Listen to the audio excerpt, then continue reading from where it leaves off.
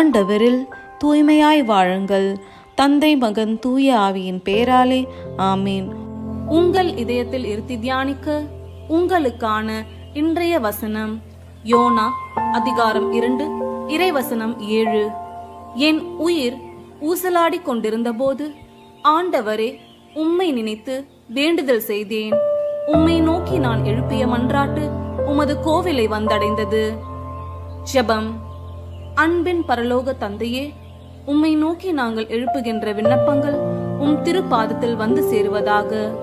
எங்கள் நெருக்கடி வேளையில் துன்ப கடலில் நாங்கள் மூழ்கும் போது எங்களை மீட்க நீர் வல்லவராயிருக்கின்றீர் என்பதை உணர்ந்து உம்மிடம் ஓடி வர எங்களை திடப்படுத்தும்.